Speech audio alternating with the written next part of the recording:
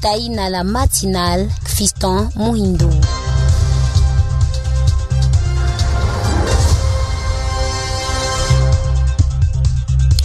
Bonjour mesdames et messieurs, c'est samedi 10 juin 2023. Nous parlons de l'insécurité à l'est du pays. C'est le commissaire qui condamne le meurtre continu des civils par le M23. Et ADF, c'est Lusaka, capitale de la Zambie, qui a acquis jeudi 8 juin le 22e sommet des chefs d'État et des gouvernements du marché commun de l'Afrique orientale et australe COMESA sous le thème intégration économique pour un COMESA prospère ancré sur l'investissement vers la valeur ajoutée et le tourisme. Dans les communiqués finaux, le sommet du COMESA a condamné fermement les ciblages et le meurtre continu des civils dans l'est de la RDC, Congo, c'est-à-dire par le M23 et d'autres groupes armés, notamment les ADF, le FDLR et la Codeco. Les dirigeants régionaux, notamment Hakainde Hichilema, William Ruto, Évariste Ndayishimiye, Abdel Fattah al-Sisi et Lazarus Chakwera ont salué dans la foulée les efforts de la force régionale de la communauté de l'Afrique de l'Est, donc EAC-RF, pour ramener la stabilité dans l'Est de la RDC. Les sommets a remercié le pays contributeur des troupes, à savoir le Burundi, le Kenya, le Soudan du Sud et l'Ouganda pour leur engagement et leur sacrifice, et se félicite également de la mise en place du mécanisme de surveillance et de vérification de l'EAC, lit-on dans les communiqués finaux. En outre, le COMESA a salué la décision de la communauté de développement de l'Afrique australe SADC de déployer une force dans l'est de la RDC et d'encourager sa coordination avec l'EAC-RF et d'autres forces opérant dans la région. Les sommets exhortent les États membres à prendre les mesures nécessaires pour s'assurer que leur cadre juridique et réglementaire de lutte contre les blanchissements d'argent et le financement du terrorisme LBC-FT sont conformes aux normes internationales du groupe d'action financière, c'est-à-dire GAFI, a ajouté la même source. Le COMESA a souligné l'importance de la paix, de la sécurité et de la stabilité pour la création d'un environnement propice à l'investissement, au développement économique soutenu et à une intégration visible pour la région.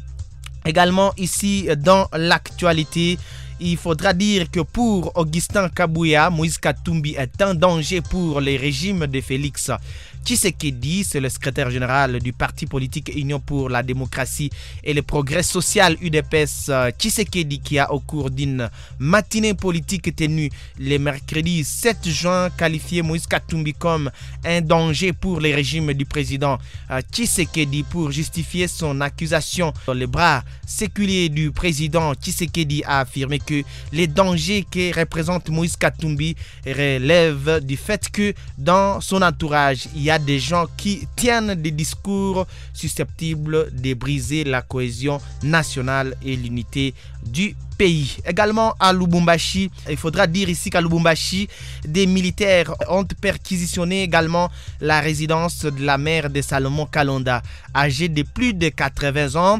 Parlons-en, ce sont des éléments de la justice militaire de la République démocratique du Congo qui ont perquisitionné également la résidence de la maman de Salomon Kalonda, conseiller spécial du président du parti politique Ensemble pour la République, situé sur l'avenue Rué, juste à côté du domaine marial de l'église catholique de Lubumbashi.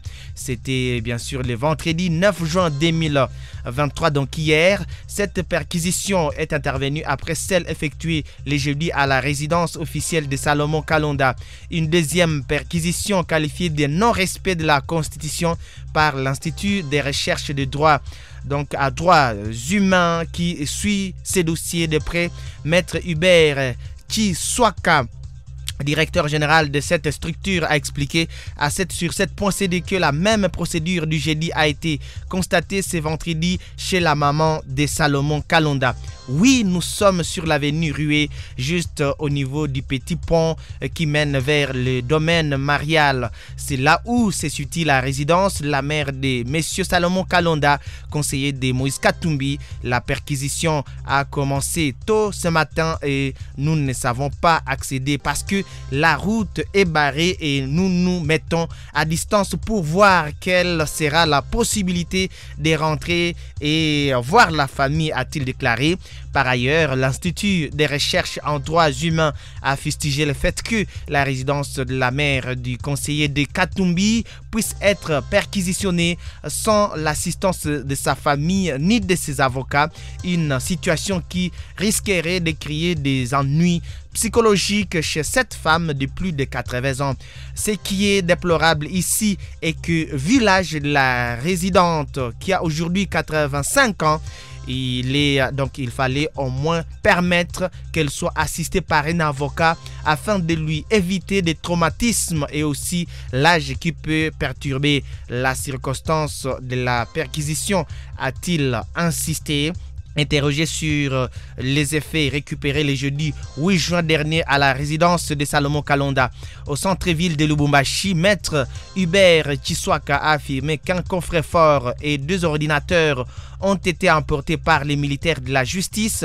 Oui, juste après le départ des militaires, nous sommes entrés et avons parlé avec les gardes qui étaient là présents. Ils nous ont dit qu'à l'arrivée des militaires, ces derniers leur avaient demandé de se mettre par terre. Ils avaient non seulement emporté le coffre-fort qui était dans la maison, mais ils avaient aussi emporté un disque dur, les clés USB, 2 ordinateurs et un grand nombre de papiers, a-t-il conclu. Il est à rappeler que dans une déclaration faite le jeudi 8 juin dernier, les partis politiques Ensemble pour la République a fustigé la perquisition des résidences de Moïse Katumbi et de Salomon Kalonda à Kinshasa et à Lubumbashi, un acte que cette formation politique de l'opposition a qualifié d'illégal. Alors, revenons sur cette affaire toujours. C'est maintenant Moïse Katumbi qui réconforte la maman de Salomon Kalonda. C'est touché par la perquisition de la résidence de la maman de Salomon Kalonda située sur l'avenue Rué, juste à côté du domaine marial de l'église catholique de Lubumbashi. Moïse Katumbi et son épouse ont vite rendu une visite de réconfort à cette octogénaire au crépuscule de ce vendredi 9 juin 2023. D'après son fin limier, les traces de cette perquisition qualifiée d'illégale par plusieurs organes de droits de l'homme sont encore visibles dans la maison avec différentes casses et la victime est jusque-là sous le choc. L'Institut de recherche en droits humains a fustigé le fait que la résidence de la mère du conseiller de Katumbi puisse être perquisitionnée sans l'assistance de sa famille ni de ses avocats, une situation qui risquerait de créer des ennuis psychologiques. C'est cette femme de plus de 80 ans. Pour Moïse Molidala, président national du Parti conservateur de la nature et démocrate CONADE, en sigle Félix Tshisekedi, est l'instigateur de toutes ces perquisitions et tracasseries. Alors, toujours par rapport à l'actualité ce matin, nous parlons également de la justice. C'est le général Nyembo qui affirme ne pas connaître l'origine des policiers fictifs qui sécurisaient la société minière de Mwangachuchu. Alors ici, c'est le général Placide Nyembo, commissaire divisionnaire de la police au Nord Kivu de 2017 à 2019, qui a comparu comme renseignant à l'audience de ce vendredi 9 juin 2023 au procès du député national Edouard Mwangachuchu à la prison militaire de Ndolo. Il était question pour la haute cour militaire de vérifier l'origine des policiers dont les unités de provenance n'étaient pas mentionnées sur les bulletins de service, d'où les allégations du ministère public selon lesquelles ces éléments en surplus provenaient du M23 et du CNDP. Interrogé par les juges de la haute cour militaire, le général Placide Nyembo a affirmé ne pas connaître l'origine de ces éléments dont les unités de provenance ne sont pas reprises sur le bulletin de service signé par lui. Il soutient que c'est son adjoint à qui il fait pleinement confiance qui dressait ces listes. J'ai signé ces bulletins de service en faisant confiance à mon adjoint. Effectivement, sur ces listes, la rubrique unité d'origine était vide pour certains éléments. Je pouvais supposer que ces éléments provenaient de la police des mines, a-t-il déclaré. Quant à l'augmentation de l'effectif de policiers devant garder la société minière SMB, le général Placide Nyembo a affirmé que cela relève d'un avenant signé avec une représentante de cette société, faisant passer le nombre de 20 à 43 policiers. Si le général Placide Nyembo a affirmé que ces 43 éléments devaient se relayer avec 43 autres, les prévenus Robert Mouchaliroy, chef de la sécurité de la société SMB au moment des faits, a déclaré qu'après la relève, les autres 43 éléments devaient rester sur place, ce qui donnait au total des 86 éléments actifs sur ces sites. Au terme du débat, la haute cour militaire a demandé au général Placide Nyembo d'apporter l'avenant du contrat qui portait le nombre de policiers commis à la garde de la société minière SMB de 20 à 43. Voilà l'actualité à vous proposer dans cette première partie de l'actualité